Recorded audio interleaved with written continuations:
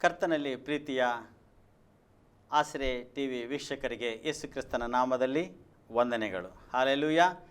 ಇವತ್ತು ಸಂತೈಸುವ ದೇವರು ಎಂಬಂಥ ಒಂದು ತಲೆಬರಹದಲ್ಲಿ ನಿಮ್ಮ ಮುಂದೆ ದೇವರ ವಾಕ್ಯಗಳನ್ನು ಮಾತನಾಡಲಿಕ್ಕೆ ನಾನು ಸಂತೋಷವುಳ್ಳವನಾಗಿದ್ದೇನೆ. ನಮ್ಮ ದೇವರು ಸಂತೈಸುವ ದೇವರು. ಹಲ್ಲೆಲೂಯಾ. ಇವತ್ತು ಈ ಒಂದು ಲಾಕ್ಡೌನ್ ಸಮಯ ಅಥವಾ ಕೊರೋನಾ ರೋಗದ ಸಮಯದಲ್ಲಿ ಅನೇಕರು ಇವತ್ತು ಚಿಂತೆ ಮಾಡ್ತಾ ಇದ್ದಾರೆ, ದುಃಖಿಸ್ತಾ ಇದ್ದಾರೆ, ಅನೇಕ ಸಮಸ್ಯೆಗಳಲ್ಲಿದ್ದಾರೆ.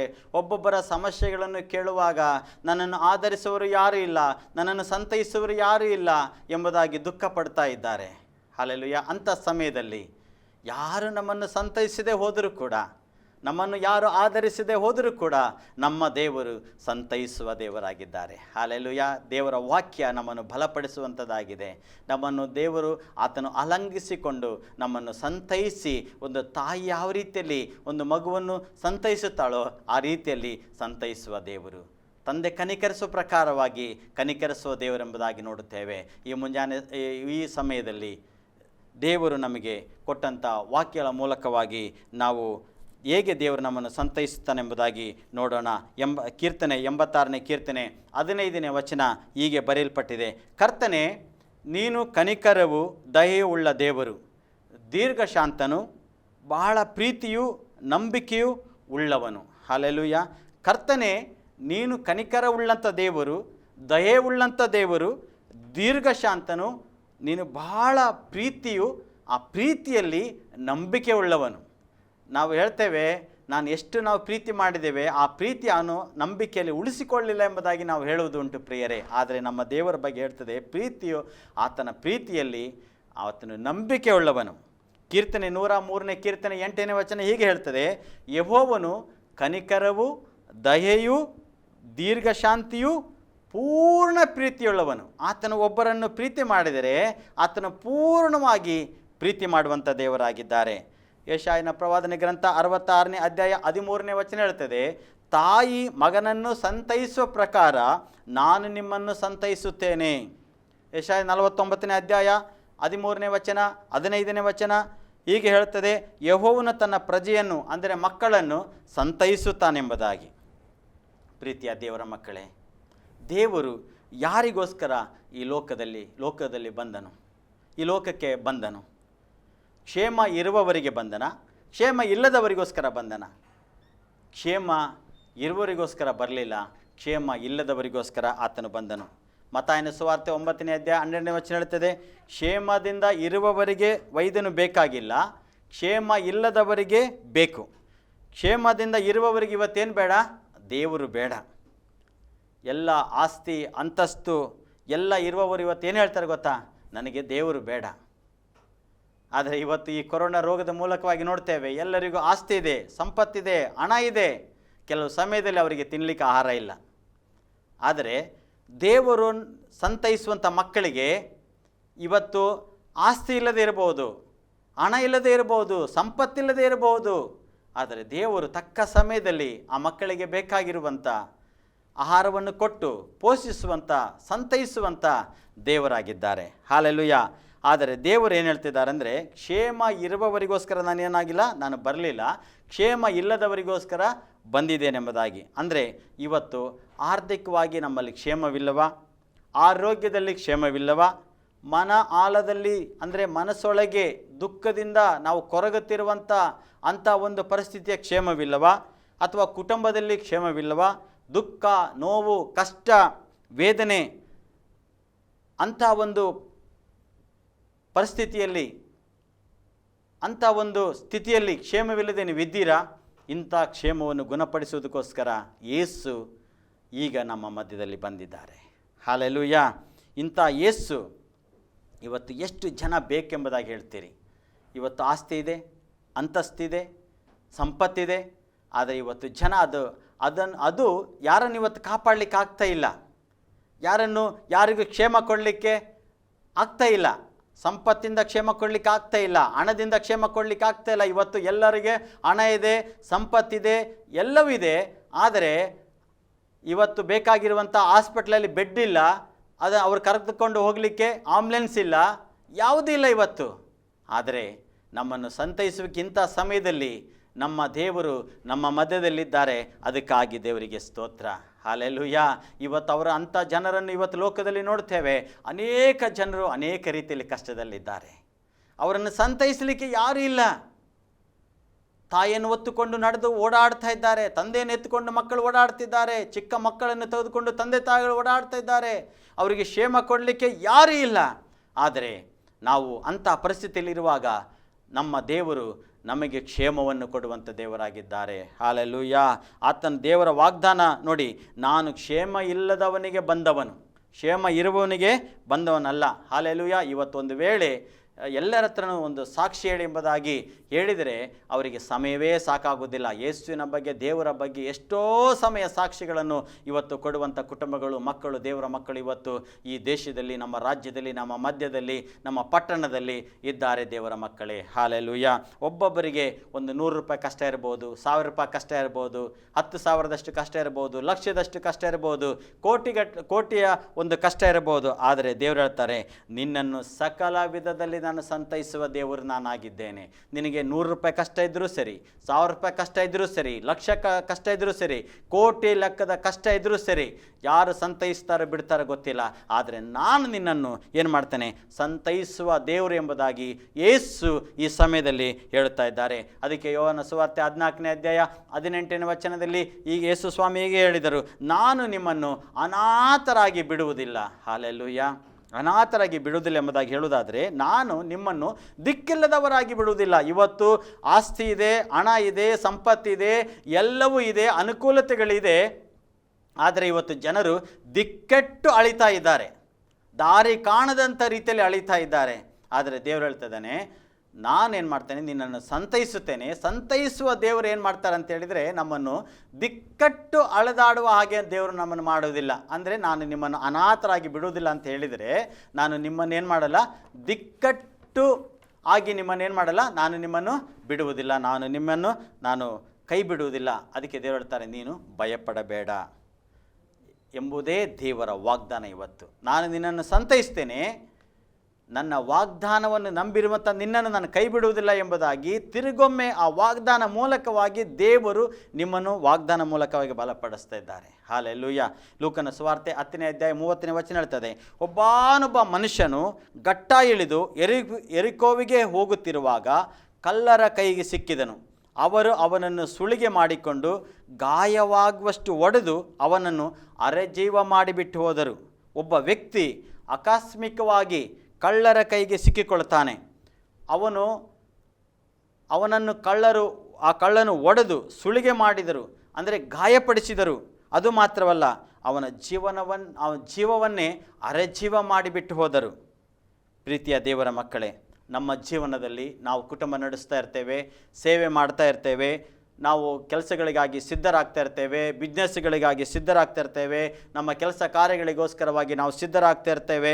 ಇಂಥ ಸಂದರ್ಭದಲ್ಲಿ ಆಕಸ್ಮಿಕವಾಗಿ ಒಂದು ಆಪತ್ತು, ಒಂದು ಕಷ್ಟ, ಒಂದು ನಷ್ಟ ಈ ರೀತಿಯಲ್ಲಿ ಬರುವಾಗ ಯಾವ ರೀತಿಯಲ್ಲಿ ಆ ವ್ಯಕ್ತಿ ಅವನು ತನ್ನಷ್ಟು ತಾನೇ ನಡೆದುಕೊಂಡು ಹೋಗ್ತಾ ಇದ್ದ, ಆ ಕಳ್ಳ ಎಲ್ಲಿಂದ ಬಂದ, ಹೇಗೆ ಬಂದ ಎಂಬುದಾಗಿ ಗೊತ್ತಿಲ್ಲ. ಅವನು ದಾರಿಯಲ್ಲಿ ನಡೆದುಕೊಂಡು ಹೋಗ್ತಾ ಇದ್ದಾನೆ. ಅವನನ್ನು ಹಿಂಬಾಲಿಸಿಕೊಂಡು ಬಂದಂಥ ಆ ಕಳ್ಳನು ಹೇಗೆ ಅವನಿಗೆ ತೊಂದರೆ ಕೊಟ್ಟ ರೀತಿಯಲ್ಲಿ ಇವತ್ತು ರೋಗ ನಮ್ಮನ್ನು ಬಂದು ಆ ಕಳ್ಳನ ಹಾಗೆ ಸುಳಿಗೆ ಮಾಡಿರಬಹುದು, ನಮ್ಮ ಸಂಪತ್ತನ್ನು ಸುಳಿಗೆ ಮಾಡಿರಬಹುದು, ನಮ್ಮ ಆತ್ಮಿಕ ವರಗಳನ್ನು ಪಿಶಾಚನು ಆ ಕಳ್ಳನ ರೀತಿಯಲ್ಲಿ ನಮ್ಮ ಆತ್ಮಿಕ ವರಗಳನ್ನು ಸುಳಿಗೆ ಮಾಡಿರಬಹುದು, ನಮ್ಮ ತಲಾಂತಗಳನ್ನು ಆತನು ಸುಳಿಗೆ ಮಾಡಿರಬಹುದು. ನಮಗೆ ಕಷ್ಟ, ದುಃಖ, ನೋವು ಹೇಗೆ ಬಂತೆಂಬುದಾಗಿ ಗೊತ್ತಾಗುವುದಿಲ್ಲ.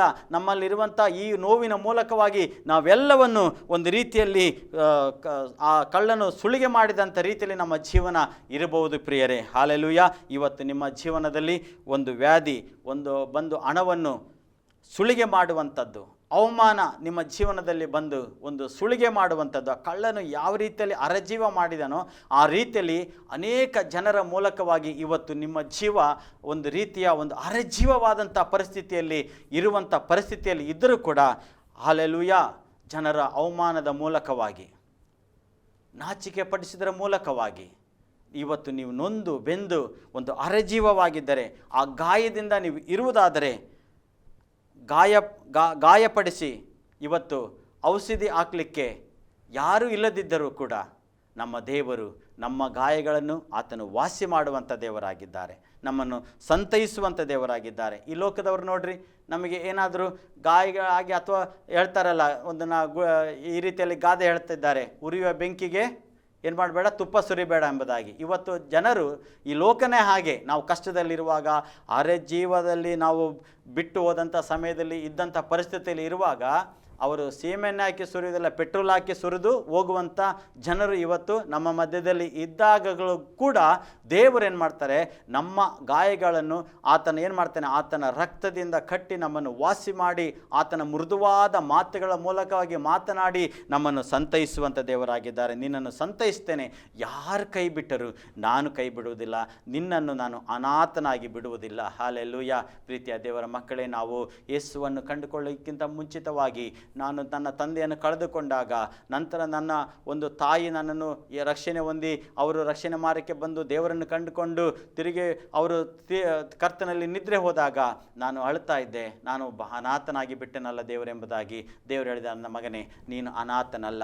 ಹಲ್ಲೆಲೂಯಾ, ನೀನು ಅನಾಥನಲ್ಲ, ನಾನು ನಿನ್ನನ್ನು ಕೈ ಬಿಡುವುದಿಲ್ಲ, ನಾನು ನಿನ್ನನ್ನು ಸಂತೈಸುವಂಥ ದೇವರಾಗಿದ್ದೇನೆ ಎಂಬುದಾಗಿ. ದೇವರು ನಮ್ಮನ್ನು ಯಾವ ರೀತಿಯಲ್ಲೆಲ್ಲ ನಮ್ಮ ಜೀವನದಲ್ಲಿ ಸಂತೈಸ್ತಾ ಇರ್ಬೋದು ಅಂತ ಹೇಳಿದರೆ, ಯಾವ ರೀತಿಯಲ್ಲೆಲ್ಲ ನಮ್ಮ ಮಧ್ಯದಲ್ಲಿ ಕಷ್ಟವೆಂಬ ಶತ್ರುಗಳು ಬರುವಾಗ, ರೋಗವೆಂಬ ಶತ್ರುಗಳು ಬರುವಾಗ, ಅಪಮಾನಗಳೆಂಬ ಶತ್ರುಗಳು ನಮ್ಮ ಮಧ್ಯದಲ್ಲಿ ಬರುವಾಗ ಅದರಿಂದ ತಪ್ಪಿಸಿ ದೇವರೇನು ಮಾಡ್ತಾ ಇದ್ದಾರೆ, ಇವತ್ತು ನಮ್ಮನ್ನು ಸಂತೈಸುವಂಥ ದೇವರಾಗಿದ್ದಾರೆ. ಹಾಲೆಲೂಯಾ.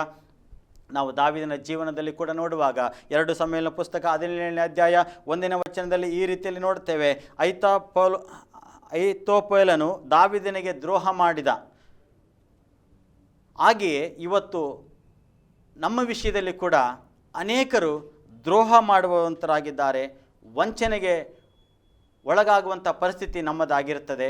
ದಾವೀದನು ಯಾವ ರೀತಿಯಲ್ಲಿ ಐತೋಫೇಲನ ಒಂದು ಆಲೋಚನೆಗೆ, ಆ ದ್ರೋಹಕ್ಕೆ, ವಂಚನೆಗೆ ಒಳಗಾಗಿದನೋ, ಹಾಗೆ ಒಳಗಾದಾಗ ಕೂಡ ದೇವರು ದಾವೀದನನ್ನು ಯಾವ ರೀತಿಯಲ್ಲಿ ಮೇಲಕ್ಕೆ ಎತ್ತಿ ನಿಲ್ಲಿಸಿದರೋ ಅದೇ ರೀತಿಯಲ್ಲಿ ಇವತ್ತು ನಮ್ಮನ್ನು ಆತನು ಎತ್ತಿ ನಿಲ್ಲಿಸುವಂಥ ದೇವರಾಗಿದ್ದಾನೆ. ಐತೋಫೇಲನಿಗೆ ಜಯವಾಗಲಿಲ್ಲ, ದೇವರನ್ನು ನಂಬಿಕೊಂಡು ದೇವರನ್ನು ಆಶ್ರಯಿಸಿಕೊಂಡಂಥ ದಾವೀದನಿಗೆ ಜಯವಾಯಿತು. ಹಲ್ಲೆಲೂಯಾ. ಇವತ್ತು ನಮಗೆ ಅಪಮಾನ ಪಡಿಸುವಂಥ ಐತೋಫೇಲನ ಹಾಗೆ ಅನೇಕ ದುಷ್ಟ ಕಾರ್ಯಗಳನ್ನು ದಾವೀದನಿಗೆ ಮಾಡಿದ ರೀತಿಯಲ್ಲಿ ನಮಗೆ ಇವತ್ತು ಮಾಡುವರು ಅನೇಕರು ಇದ್ದರೂ ಕೂಡ ನಿಮ್ಮ ಜೀವನದಲ್ಲಿ ಜಯ ಅವರದಲ್ಲ, ಜಯ ನಮ್ಮದು. ಯಾಕೆಂದರೆ ನಮ್ಮ ದೇವರು ನಮ್ಮ ಸಂಗಡ ಇರುವಂಥ ದೇವರಾಗಿದ್ದಾರೆ. ಅರಣ್ಯಕಾಂಡ 16ನೇ ಅಧ್ಯಾಯ 1ರಿಂದ 4ನೇ ವಚನ ತನಕ ನೋಡುತ್ತೇವೆ. ಮೋಶೆಗೆ ವಿರುದ್ಧವಾಗಿ ಎದ್ದು ಬಂದಾಗ ದೇವರು ಮೋಶೆಯ ಪಕ್ಷದಲ್ಲಿ ಇದ್ದುದರಿಂದ ಮೋಶೆಯನ್ನು ಅಲಗಾಡಿಸಲಿಕ್ಕೆ ಆಗಲಿಲ್ಲ. ದೇವರ ಮಕ್ಕಳೇ, ನೀವು ಯೇಸುವನ್ನು ಪ್ರೀತಿಸುವುದಾದರೆ, ಯೇಸುವನ್ನು ಆರಾಧಿಸುವುದಾದರೆ, ಯೇಸುವನ್ನು ನೀವು ನಂಬುವುದಾದರೆ ನಿಮ್ಮ ಪಕ್ಷದಲ್ಲಿ ಯೇಸು ಸ್ವಾಮಿ ಇದ್ದಾರೆ. ಯಾರ ಪಕ್ಷದಲ್ಲಿ ಯೇಸು ಸ್ವಾಮಿ ಇದ್ದಾರೋ ಅವರನ್ನು ಈ ಲೋಕವು ಅಲಗಾಡಿಸಲಿಕ್ಕೆ ಸಾಧ್ಯವಿಲ್ಲ. ಯಾವ ರೋಗವು ಅಲ್ಲಾಡಿಸಲಿಕ್ಕೆ ಸಾಧ್ಯವಿಲ್ಲ, ಯಾವ ಪರಿಸ್ಥಿತಿಯು ಅಲ್ಲಾಡಿಸಲಿಕ್ಕೆ ಸಾಧ್ಯವಿಲ್ಲ. ಯಾಕಂತ ಹೇಳಿದರೆ ಅವನಿಗೆ ವಿರುದ್ಧವಾಗಿ, ಮೋಸೆಗೆ ವಿರುದ್ಧವಾಗಿ 250 ಜನ ಶತ್ರುಗಳು ಬಂದರೂ ಕೂಡ ಅವನ ಪಕ್ಕದಲ್ಲಿ ಸಹಾಯಕ್ಕೆ ಯಾರಿಲ್ಲ. ಆದರೆ ಕರ್ತನು ಆತನ ಪಕ್ಷದಲ್ಲಿ ನಿಲ್ತಿದ್ದರ ನಿಮಿತ್ತವಾಗಿ ಆತನಿಗೆ ವಿರುದ್ಧವಾಗಿ ಯಾರೇ ಬಂದರೂ ಕೂಡ ಆತನಿಗೆ ನಿಲ್ಲಲಿಕ್ಕೆ ಸಾಧ್ಯವಾಗಲಿಲ್ಲ. ಹಾಗಾಗಿ ನಮಗೆ ವಿರುದ್ಧವಾಗಿ ಏನೇ ಕಾರ್ಯಗಳು ಬಂದರೂ ಕೂಡ ನಮಗೆ ವಿರುದ್ಧವಾಗಿ ನಿಲ್ಲಲಿಕ್ಕೆ ಸಾಧ್ಯವಿಲ್ಲ, ನಮ್ಮನ್ನು ಅಲ್ಲಾಡಿಸಲಿಕ್ಕೆ ಸಾಧ್ಯವಿಲ್ಲ. ನಾವು ಎಸ್ತೇರ ಪುಸ್ತಕದಲ್ಲಿ ನೋಡುತ್ತೇವೆ, 5ನೇ ಅಧ್ಯಾಯ 9ರಿಂದ 14ನೇ ವಚನ, 7ನೇ ಅಧ್ಯಾಯ 9ರಿಂದ 10ನೇ ವಚನ. ಹೀಗೆ ಓದಲಿಕ್ಕೆ ಸಮಯವಿಲ್ಲ, ನೀವು ನಿಮ್ಮ ಸತ್ಯವೇದವನ್ನು ತಿರುಗಿಸಿ ಓದ್ರಿ. ಎಸ್ತೇರಳ ಪುಸ್ತಕ 5ನೇ ಅಧ್ಯಾಯ 9ರಿಂದ 14ನೇ ವಚನ, 7ನೇ ಅಧ್ಯಾಯ 9ರಿಂದ 10ನೇ ವಚನ ನೀವು ಓದಿ ನೋಡಿರಿ. ಎಸ್ತೇರ್ ಮತ್ತು ಮೊರ್ದೆಕೈಯ ವಿರುದ್ಧವಾಗಿ ಹಾಮಾನನು ಏನು ಮಾಡಿದ, ಅವರಿಗೆ ವಿರುದ್ಧವಾಗಿ ಒಳಸಂಚನ್ನು ಮಾಡಿದ. ಹೇಗಾದರೂ ಮಾಡಿ ಇವರನ್ನೇನು ಮಾಡಬೇಕು, ಕೆಳಗೆ ಹಾಕಬೇಕು. ಇವರಿಗೆ ರಾಜನ ದಯೆ ದೊರಕಬಾರದು. ಇವರಿಗೇನಾದರೂ ಮಾಡಿ ಏನು ಮಾಡಬೇಕು, ಇವರು ಮುಂದುವರಿಯಬಾರದು, ಜೀವಂತವಾಗಿಯೇ ಇರಬಾರದು, ಇವರು ನನ್ನ ಕಣ್ಣು ಮುಂದೆ ಇರಲೇಬಾರದು. ಆದರೆ ದೇವರು ಅವನಿಗೆ ಬಿಟ್ರ. ಹಲ್ಲೆಲೂಯಾ. ನಿಮಗೆ ವಿರುದ್ಧವಾಗಿ ಯಾರೇ ಒಳಸಂಚು ಮಾಡಲಿ ಅವರು ಜಯಿಸಲಿಕ್ಕೆ ಆಗುವುದಿಲ್ಲ, ಅವರಿಗೆ ಜಯ ಸಿಗುವುದಿಲ್ಲ. ಯಾರೆಲ್ಲ ಒಳಸಂಚು ಮಾಡ್ತಾರೋ, ಯಾವ ರೀತಿಯಲ್ಲಿ ಹಾಮಾನನು ಒಳಸಂಚು ಮಾಡಿದನೋ, ಮೊರ್ದೆಕೈಗೋಸ್ಕರವಾಗಿ ನೇಣುಕಂಬವನ್ನು ಸಿದ್ಧ ಮಾಡಿದನೋ, ಅದೇ ನೇಣುಕಂಬ ಹಾಮಾನನಿಗೆ ಬಂತು. ಹಲ್ಲೆಲೂಯಾ. ಹಾಗಾಗಿ ದೇವರು ಯಾರೆಲ್ಲ ನಮ್ಮ ಬಗ್ಗೆ ಆಲೋಚನೆ ಮಾಡಿಕೊಳ್ಳಿ, ಏನೆಲ್ಲ ಯೋಚನೆ ಮಾಡಲಿ, ಆದರೆ ಜಯ ನಮಗೆ. ಹಲ್ಲೆಲೂಯಾ. ನಮ್ಮ ಮೇಲೆ ಯಾರು ಬೇಕಾದರೂ ಏನು ಬೇಕಾದರೂ ಮಾಡಿದರೂ ಸಹ ನಾವು ಭಯಪಡಬೇಕಾಗಿಲ್ಲ. ಎಸ್ತೇರ ಪುಸ್ತಕ 7ನೇ ಅಧ್ಯಾಯ 10ನೇ ವಚನದಲ್ಲಿ ನೋಡುತ್ತೇವೆ, ಹಾಮಾನನು ಮೊರ್ದೆಕೈಗೋಸ್ಕರ ಸಿದ್ಧ ಮಾಡಿದ ನೇಣುಗಂಬಕ್ಕೆ ಹಾಕಲ್ಪಟ್ಟನು. ಹಲ್ಲೆಲೂಯಾ. ಇವತ್ತು ಎಲ್ಲರ ಪರಿಸ್ಥಿತಿ ನಮಗೆ ವಿರುದ್ಧವಾಗಿ, ದೇವರ ಮಕ್ಕಳಿಗೆ ವಿರುದ್ಧವಾಗಿ ಬರುವಂಥ ಶತ್ರುಗಳ ಪರಿಸ್ಥಿತಿ, ಯಾರು ಯಾವ ರೀತಿಯಲ್ಲಿ ನಮಗೆ ತೊಂದರೆಗಳನ್ನು ಮಾಡಬೇಕೆಂಬುದಾಗಿ ಆಲೋಚನೆ ಮಾಡ್ತಾರೋ ಅದೇ ಪರಿಸ್ಥಿತಿ ಅವರಿಗೆ ಬರುವ ಹಾಗೆ ದೇವರು ಮಾಡುವಂಥ ದೇವರಾಗಿದ್ದಾರೆ. ಹಲ್ಲೆಲೂಯಾ. ಹಾಗೆ ನ್ಯಾಯಸ್ಥಾಪಕರ ಪುಸ್ತಕ 16ನೇ ಅಧ್ಯಾಯ 13ರಿಂದ 17ನೇ ವಚನ ತನಕ ನೋಡುತ್ತೇವೆ. ಇಲ್ಲಿ ನೋಡುವಾಗ ಸಂಸೋನನಿಗೆ ವಿರುದ್ಧವಾಗಿ ಹಗ್ಗವನ್ನು ಅದು ನೆಟ್ಟಾಗಿ ಬಲೆಯಾಗಿ ಏನು ಮಾಡ್ತಾಯಿದ್ರು, ನೇಯ್ತಾಯಿದ್ರು. ಹೇಗಾದರೂ ಮಾಡಿ ಅವನೇನು ಮಾಡಬೇಕು, ಹಿಡಿಯಬೇಕು. ಹೇಗಾದರೂ ಅವನೇನು ಮಾಡಬೇಕು, ಕೆಳಗೆ ತಳ್ಳಬೇಕು. ಅವರು ಎಂಥ ರೀತಿಯ ಬಲೆಯನ್ನು ಬಿಸಾಡಿದರೂ ಸಹ ಏನು ಮಾಡಲಿಕ್ಕಾಗಲಿಲ್ಲ, ಅವನನ್ನು ಬೀಳಿಸಲಿಕ್ಕೆ ಆಗಲಿಲ್ಲ. ಒಂದು ವೇಳೆ ಇವತ್ತು ನಾವು ಇರುವಂಥ ಪ್ರೀತಿಯ ದೇವರ ಮಕ್ಕಳೇ, ಒಂದು ಸಾಲದ ಬಳೆಯಲ್ಲಿ ನಾವು ಇರಬಹುದು, ಅಥವಾ ದುಃಖದ ಅಥವಾ ಎಂಥ ರೀತಿಯ ಒಂದು ಪರಿಸ್ಥಿತಿಯ ಬಳೆಯಲ್ಲಿ ನಾವು ಸಿಕ್ಕಾಕಿಕೊಂಡಿದ್ದರು. ಯಾರಿಗಾದರೂ ಯಾವುದಾದ್ರೂ ಒಂದು ವಂಚನೆಗೆ ಒಳಗಾಗಿ ನೀವಿವತ್ತು ವಂಚನೆ ಎಂಬ ಬಳೆಗೆ ನೀವು ಸಿಕ್ಕಾಕಿಕೊಂಡಿದ್ದರೆ, ಶತ್ರುಗಳ ಬಳೆಗೆ ನೀವು ಸಿಕ್ಕಾಕಿಕೊಂಡಿದ್ದರೆ, ಹಲ್ಲೆಲೂಯಾ, ಅದರಲ್ಲಿ ದೇವರು ನಿಮ್ಮನ್ನು ಬೀಳಲಿಕ್ಕೆ ಬಿಡುವುದೇ ಇಲ್ಲ. ಆ ಎಲ್ಲ ಬಳೆಯಿಂದ ಕಾಪಾಡಲಿಕ್ಕೆ ನಮ್ಮ ಕರ್ತನು ಶಕ್ತನಾಗಿದ್ದಾನೆ. ಹಲ್ಲೆಲೂಯಾ. ಇಷ್ಟೊಂದು ಕಾರ್ಯಗಳನ್ನು ಸತ್ಯವೇದದಲ್ಲಿ ದೇವರು ಯಾಕೆ ಬರೆದಿಟ್ಟಿದ್ದಾರೆ ಗೊತ್ತಾ? ಆತನ ವಾಗ್ದಾನಗಳನ್ನು ಆತನ ಮಕ್ಕಳಲ್ಲಿ ನೆರವೇರಿಸುವುದಕ್ಕೋಸ್ಕರವಾಗಿ ಆತನು ಸತ್ಯವೇದದಲ್ಲಿ ಇಷ್ಟೆಲ್ಲ ವಿಷಯಗಳನ್ನು ಆತನು ಬರೆದಿಟ್ಟಿದ್ದಾನೆ. ಹಲ್ಲೆಲೂಯಾ. 2 ಸಮುವೇಲನ ಪುಸ್ತಕ 16ನೇ ಅಧ್ಯಾಯ 5ರಿಂದ 10ನೇ ವಚನ ತನಕ ನೋಡುತ್ತೇವೆ. ದಾವೀದನು ರಾಜನಾಗಿ ಆ ಮಾರ್ಗದಲ್ಲಿ ಜನರೊಂದಿಗೆ ಬರುತ್ತಿರುವಾಗ ಸಿಮ್ಮಿ ಅಂತ ಆ ಸೌಲನ ಕಡೆ ಒಬ್ಬ ಮನುಷ್ಯನು ದಾವೀದನನ್ನು ಶಪಿಸ್ತಾ ಇದ್ದಾನೆ, ಶಾಪಗಳನ್ನು ಹಾಕ್ತಾ ಇದ್ದಾನೆ, ನೀನು ಹಾಳಾಗಿ ಹೋಗಿ ಎಂಬುದಾಗಿ. ಇವತ್ತು ನಮ್ಮ ಸುತ್ತಮುತ್ತಲಿರುವಂಥ ಜನರು ನಮಗೆ ಅವರು ಶಾಪಗಳನ್ನು ಹಾಕಬಹುದು, ನಮ್ಮನ್ನು ಹೀಯಾಳಿಸಬಹುದು, ಆದರೆ ಜಯ ಸಿಕ್ಕಿದ್ದು ಯಾರಿಗೆ? ದಾವೀದನಿಗೆ. Hallelujah, hallelujah. ಸಿಮ್ಮಿ ಏನು ಮಾಡಿದ? ನೀನು ಕೊಲೆಗಾರ, ನಿನ್ನ ಮುಖ ನೋಡು, ದರಿದ್ರ, ಉದ್ಧಾರ ಆಗಲ್ಲ ಅಂತ ಏನೆಲ್ಲ ಹೇಳಿದ. ಹಾಗೆ ಒಬ್ಬ ವ್ಯಕ್ತಿ ಯಾರೇ ಏನು ನಮ್ಮ ಎದುರಿಗೆ ಹೇಳಿದರೂ ಸಹ ನಾವು ಚಿಂತೆ ಮಾಡೋದು ಬೇಡ. ದಾವೀದನು ಮೌನವಾಗಿದ್ದ, ಆದರೆ ಜಯ ಸಿಕ್ಕಿದ್ದು ದಾವೀದನಿಗೆ. ಹಲ್ಲೆಲೂಯಾ. ಆ ರೀತಿಯಲ್ಲಿ ದೇವರು ನಮ್ಮನ್ನು ಸಂತೈಸುವಂಥ ದೇವರಾಗಿದ್ದಾರೆ. ಹಲ್ಲೆಲೂಯಾ. ನಮ್ಮ ಪ್ರೀತಿಯ ದೇವರ ಮಕ್ಕಳೇ, ನಾವು ಯೆಶಾಯ 66:13 ಹೇಳ್ತದೆ, ತಾಯಿ ಸಂತೈಸುವ ಹಾಗೆ ನಿಮ್ಮನ್ನು ನಾನೇನು ಮಾಡ್ತೇನೆ? ಸಂತೈಸುತ್ತೇನೆ. 2 ಕೊರಿಂಥ ಬರೆದ ಪತ್ರಿಕೆ 1ನೇ ಅಧ್ಯಾಯ 3ರಿಂದ 4ನೇ ವಚನ ನೋಡ್ತೇನೆ, ಆತನು ಕನಿಕರವುಳ್ಳ ತಂದೆಯು, ಸಕಲ ವಿಧವಾಗಿ ಸಂತೈಸುವ ದೇವರು, ನಮ್ಮ ಎಲ್ಲ ಸಂಕಟಗಳಲ್ಲಿ ನಮ್ಮನ್ನು ಸಂತೈಸುತ್ತಾನೆ. ಆಮೇನ್, ಹಲ್ಲೆಲೂಯಾ. ಎಷ್ಟು ಸುಂದರವಾದಂಥ ಒಂದು ವಾಕ್ಯ. ಪ್ರೀತಿಯ ದೇವರ ಮಕ್ಕಳೇ, ಇವತ್ತೊಂದು ವೇಳೆ ತಪ್ಪಿ ಹೋದ ಮಗನು ಯಾವ ರೀತಿಯಲ್ಲಿ ಬಿಟ್ಟು ಹೋದ ಮಗನು ಪಾಪದಲ್ಲಿ ಜೀವಿಸಿ ಎಲ್ಲವನ್ನು ಕಳೆದುಕೊಂಡು ತಂದೆಯ ಮನೆಗೆ ಬಂದಾಗ ಆತನ ಕೆನ್ನೆಗೆ ಪಠಾರ ಎಂಬುದಾಗಿ ಹೊಡಿಲಿಲ್ಲ. ಹಲ್ಲೆಲೂಯಾ. ಆತನು ಏನು ಮಾಡಿದ? ಆತನು ಓಡಿ ಹೋಗಿ ಆತನನ್ನು ತಬ್ಬಿಕೊಂಡ. ಒಂದು ವೇಳೆ ಇವತ್ತು ಏನಾದರೂ ಸಣ್ಣ ತಪ್ಪುಗಳಾಗಿರಲಿ, ದೊಡ್ಡ ತಪ್ಪುಗಳಾಗಿರಲಿ, ಪಾಪಗಳಾಗಿರಲಿ, ದೇವರನ್ನು ಬಿಟ್ಟು ನಾವು ಮಾಡಿ ತಿರುಗಿ ನಾವು ನಾವು ವಾಕ್ಯಗಳನ್ನು ಕೇಳ್ತಿರುವಂಥ ಸಮಯದಲ್ಲಿ ನಿಮ್ಮ ಹೃದಯಗಳನ್ನಿಗೆ ದೇವರಿಗೆ ಒಪ್ಪಿಸಿಕೊಟ್ಟು, ತಂದೆಯಾದಂಥ ಯೇಸುವೇ, ನೀನು ನನ್ನನ್ನು ಸಂತೈಸುವ ದೇವರು, ಎಲ್ಲ ಬಳೆಗಳಿಂದ, ಎಲ್ಲ ಶತ್ರುಗಳಿಂದ, ಅವಮಾನಗಳಿಂದ, ಅಪಮಾನಗಳಿಂದ ನನ್ನನ್ನು ತಪ್ಪಿಸುವ ದೇವರು ಎಂಬುದಾಗಿ ನೀವು ಆತನನ್ನು ಪ್ರೀತಿಯಿಂದ ಕರೆಯುವಾಗ, ಆ ತಪ್ಪಿ ಹೋದ ಮಗನು ಬಂದಾಗ ತಂದೆಯು ಹೋಗಿ ಯಾವ ರೀತಿಯಲ್ಲಿ ಅಪ್ಪಿಕೊಂಡನೋ ಆ ರೀತಿಯಲ್ಲಿ ನಮ್ಮ ದೇವರು ಯೇಸು ನಮ್ಮನ್ನು ಅಪ್ಪಿಕೊಂಡು ನಮ್ಮನ್ನು ಸಂತೈಸುವಂಥ ದೇವರಾಗಿದ್ದಾರೆ. ಮತ್ತಾಯನ ಸುವಾರ್ತೆ 23ನೇ ಅಧ್ಯಾಯ 37ನೇ ವಚನ ಹೇಳ್ತದೆ, ಕೋಳಿ ತನ್ನ ಮರಿಗಳನ್ನು ರೆಕ್ಕೆಗಳ ಕೆಳಗೆ ಕೂಡಿಸಿಕೊಳ್ಳುವಂತೆ ನನ್ನ ಮಕ್ಕಳನ್ನು ಕೂಡಿಸಿಕೊಳ್ಳುತ್ತೇನೆ ಎಂಬುದಾಗಿ. ಇವತ್ತು ನಾಳೆ ಏನು ಆಗ್ತವೆಂಬುದಂತ ಇರುವಂಥ ಕೋಳಿ ಅಂತ ಹೇಳಿದರೆ ಇವತ್ತು ಜೀವಂತವಾಗಿದೆ, ನಾಳೆ ಚಿಕನ್ 65 ಆಗ್ಬೋದು, ಚಿಕನ್ ಸಾರು ಆಗ್ಬೋದು, ಏನೆಲ್ಲ ಆಗ್ಬೋದು. ಅಂಥ ಒಂದು ಮರಿಗಳನ್ನೇ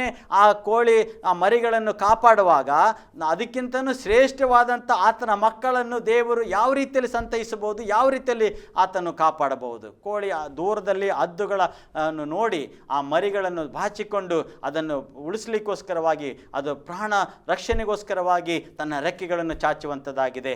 ಇವತ್ತು ನಾಳೆ ಜೀವಂತವಾಗಿರುವಂಥ ಕೋಳಿ ನಾಳೆ ಇರುವುದಿಲ್ಲ, ಆದರೆ ಅಂಥದ್ದಕ್ಕೆ ಕೋಳಿ ಆ ಥರ ರೀತಿಯಲ್ಲಿ ಅದೊಂದು ಕಾಪಾಡುವಾಗ ಸರ್ವಶಕ್ತನಾದಂಥ ದೇವರ ಮಕ್ಕಳಾಗಿರುವಂಥ ನಮ್ಮನ್ನು ಆತನು ಯಾವ ರೀತಿಯಲ್ಲಿ ಆತನು ಸಂತೈಸಬಹುದು, ನಮ್ಮನ್ನು ಪ್ರೀತಿಸಬಹುದು. ಕೀರ್ತನೆ 121ನೇ ಕೀರ್ತನೆ 4ನೇ ವಚನ ಈ ರೀತಿ ಹೇಳ್ತದೆ, ಇಸ್ರೇಲರನ್ನು ಕಾಯುವಾತನು ತೂಕಡಿಸುವುದಿಲ್ಲ, ನಿದ್ರಿಸುವುದಿಲ್ಲ. ಆಮೇನ್, ಹಲ್ಲೆಲೂಯಾ. ನಮ್ಮನ್ನು ಕಾಯುವಂಥ ದೇವರು, ನಮ್ಮ ದೇವರು ನಿದ್ರಿಸುವುದಿಲ್ಲ, ಆತನು ತೂಕಡಿಸುವುದಿಲ್ಲ. ವಚನ 8ರಲ್ಲಿ ನೋಡ್ತೇವೆ, ನೀನು ಹೋಗುವಾಗಲೂ ಬರುವಾಗಲೂ ಇಂದಿನಿಂದ ಸದಾಕಾಲ ಯೆಹೋವನು ನಿನ್ನನ್ನು ಕಾಪಾಡುವನು. ಆಮೇನ್. ನಮ್ಮ ಸರ್ವಶಕ್ತನಾದಂಥ ದೇವರು ಜೀವಿಸುವ ದೇವರಾಗಿದ್ದಾರೆ. ನೀನು ಆರಾಧಿಸುವ ದೇವರು ಜೀವ ಸ್ವರೂಪನಾದಂಥ ದೇವರಾಗಿದ್ದಾರೆ. ದೇವರು ಆತ್ಮನಾದಂಥ ದೇವರು ನಿನ್ನನ್ನು ನನ್ನನ್ನು ರಕ್ಷಿಸಲಿಕ್ಕೆ ಆತನು ಶಕ್ತನಾಗಿದ್ದಾನೆ. ನಮ್ಮ ಜೀವನದಲ್ಲಿ ನಮ್ಮ ಬಾಳಿನಲ್ಲಿ ವ್ಯಾಧಿಗಳು, ರೋಗಗಳು, ಸಂಕಟಗಳು, ದುಃಖಗಳು ಏನೇ ಬಂದರೂ ಕೂಡ ನಮ್ಮನ್ನು ಆಧರಿಸಲಿಕ್ಕೆ, ಸಂತೈಸಲಿಕ್ಕೆ ಯಾರು ಇಲ್ಲದಿದ್ದರೂ ಕೂಡ ದೇವರು ನಮ್ಮನ್ನು, ನಮ್ಮ ಕಷ್ಟವನ್ನು, ನಮ್ಮ ಕಣ್ಣೀರನ್ನು ಆತನು ಬದಲಾಯಿಸುವಂಥ ದೇವರು. ನಮ್ಮ ದುಃಖಕ್ಕೆ ಪ್ರತಿಯಾಗಿ ಆನಂದವನ್ನು ಕೊಡುವಂಥ ದೇವರಾಗಿದ್ದಾರೆ. ಹಲ್ಲೆಲೂಯಾ. ಜ್ಞಾನೋಕ್ತಿ 3ನೇ ಅಧ್ಯಾಯ 26ನೇ ವಚನ ಹೇಳ್ತದೆ, ನಿನ್ನ ಕಾಲು ಪಾಸಕ್ಕೆ ಸಿಕ್ಕದಂತೆ ನಿನ್ನನ್ನು ಕಾಪಾಡುವೆನು. ಯೆರೆಮೀಯ 31ನೇ ಅಧ್ಯಾಯ 10ನೇ ವಚನ ಹೀಗೆ ಹೇಳ್ತದೆ, ಕುರುಬನು ಮಂದೆಯನ್ನು ಕಾಯುವ ಕುರುಬನಂತೆ ಅವರನ್ನು ಕೂಡಿಸಿ ಕಾಪಾಡುವೆನು. ಕುರುಬನು ಯಾವ ರೀತಿಯಲ್ಲಿ ಆ ಕುರಿಗಳನ್ನೆಲ್ಲ ಕೂಡಿಸಿ ಕಾಪಾಡ್ತಾನೋ ಆ ರೀತಿಯಲ್ಲಿ ಇವತ್ತು ದೇವರು ನಮ್ಮನ್ನು ಕಾಪಾಡುವಂಥ ದೇವರಾಗಿದ್ದಾರೆ. ಹಲ್ಲೆಲೂಯಾ. ದೇವರು ನಿಮ್ಮನ್ನು ಆತನ ಹೆಗಲ ಮೇಲೆ ಹೊತ್ತುಕೊಂಡು ಹೋಗುವಂಥ ದೇವರು. ನೀವು ಎಲ್ಲಿ ಸೇರಬೇಕು, ಎಲ್ಲಿಗೆ ಹೋಗಬೇಕು, ಎಲ್ಲಿ ಇರಬೇಕು, ಎಲ್ಲಿ ಕೆಲಸ ಮಾಡಬೇಕು, ಎಲ್ಲಿ ಸೇವೆ ಮಾಡಬೇಕು, ನಿಮ್ಮ ಜೀವನದ ಬಗ್ಗೆ ದೇವರು ಚಿಂತಿಸುವಂಥ ದೇವರಾಗಿದ್ದಾರೆ. ಈ ವಾಕ್ಯದ ಮೂಲಕ ದೇವರು ನಿಮ್ಮನ್ನು ಆಶೀರ್ವದಿಸಲಿ. ನಾವು ಚಿಕ್ಕದಾಗಿ ಪ್ರಾರ್ಥನೆ ಮಾಡೋಣ. ದೇವರು ನಿಮ್ಮನ್ನು ಬಲಪಡಿಸಲಿ. ಹಲ್ಲೆಲೂಯಾ. ನಮ್ಮನ್ನು ಅತ್ಯಧಿಕವಾಗಿ ಪ್ರೀತಿ ಮಾಡಿದ ಪರಲೋಕದ ತಂದೆಯಾದಂಥ ದೇವರೇ, ನಿನ್ನ ವಾಕ್ಯದಲ್ಲಿ ನಾವು ನೋಡಿದೇವಪ್ಪ, ನೀನು ಸಂತೈಸುವ ದೇವರೆಂಬುದಾಗಿ ನೋಡಿದ್ದೇವೆ ರಾಜ. ದೇವರೇ, ಕರ್ತನೆ ಯೇಸುವೆ, ಈ ಒಂದು ಕರ್ತನೆ ಸ್ವಾಮಿ ಆಶ್ರಯ TV ಕರ್ತನೆ ನೋಡುತ್ತಿರುವಂಥ ಎಲ್ಲ ವೀಕ್ಷಕರನ್ನು ಕರ್ತನೆ ನೀನು ಆಶೀರ್ವದಿಸು ಸ್ವಾಮಿ. ದೇವರೇ, ಅವರನ್ನು ಯಾರು ಸಂತೈಸಲಿಕ್ಕೆ ಯಾರು ಇಲ್ಲದಿದ್ದರು ಕರ್ತನೆಯಪ್ಪ, ನೀನು ಅವರನ್ನು ಸಂತೈಸಬೇಕಾಗಿ ಬೇಡ್ತೇನೆ ಸ್ವಾಮಿ. ಓ ದೇವರೇ, ಅವರು ಕರ್ತನೆ ದೇವರೇ ಅನಾರೋಗ್ಯದಲ್ಲಿರುವುದಾದರೆ, ಕೈ ಬಿಡಲ್ಪಟ್ಟಂಥ ಪರಿಸ್ಥಿತಿಯಲ್ಲಿ ಇರುವುದಾದರೆ, ಅನಾಥರಾಗಿರುವುದಾದರೆ, ದಿಕ್ಕಟ್ಟು ಹೋಗಿ ಇರುವುದಾದರೆ ಸ್ವಾಮಿ, ಈ ಸಮಯದಲ್ಲಿ ರಾಜ ಅವರನ್ನು ನೀನು ಮುಟ್ಟಬೇಕಾಗಿ ಬೇಡ್ತೇನಪ್ಪ. ಅವರ ಮೇಲೆ ನಿನ್ನ ಕರ್ತನೆ ಪ್ರೀತಿ ಕನಿಕರ ಬೇರೆ ದೇವರೇ ಅಪ್ಪ ಬರಬೇಕಾಗಿ ದೇವರೇ ಪ್ರಾರ್ಥಿಸ್ತೇನೆ ಸ್ವಾಮಿ. ನಿನ್ನ ಪರಿಶುದ್ಧಾತ್ಮನ ಅಭಿಷೇಕ ದೇವರೇ ಅವರನ್ನು ನಡೆಸಬೇಕಾಗಿ ನಾನು ಪ್ರಾರ್ಥಿಸುತ್ತೇನೆ ಸ್ವಾಮಿ. ದೇವರೇ ಅಪ್ಪ, ಅವರ ಕೊರತೆಗಳನ್ನು ನೀಗಿಸು ಸ್ವಾಮಿ. ಅವರಿಗೆ ಆರೋಗ್ಯವನ್ನು ಕೊಟ್ಟು ದೇವರೇ, ನೀನು ಕರ್ತನೆ ಕ್ಷೇಮವನ್ನು ಕೊಟ್ಟು ರಾಜ ದೇವರೇ, ನೀನು ಸಂತೈಸಿ ನಡೆಸು. ನಮ್ಮ ಪ್ರಾರ್ಥನೆ ಕೇಳಿದಕ್ಕಾಗಿ ಸ್ತೋತ್ರ, ಸ್ತುತಿ, ಘನ, ಮಾನ, ಮಹಿಮೆ ಎಲ್ಲ ನೀನು ಒಬ್ಬನಿಗೆ ಸಲ್ಲಿಸುತ್ತಾ ಈ ಪ್ರಾರ್ಥನೆಯನ್ನು ಯೇಸುವಿನ ನಾಮದಲ್ಲಿ ಪ್ರಾರ್ಥಿಸಿ ಹೊಂದಿಕೊಳ್ಳುತ್ತೇವೆ ತಂದೆಯಾದಂಥ ದೇವರೇ. ಆಮೇನ್, ಆಮೇನ್, ಆಮೇನ್. ಹಲ್ಲೆಲೂಯಾ. ದೇವರು ನಿಮ್ಮನ್ನು ಆಶೀರ್ವದಿಸಲಿ. ಆಮೇನ್.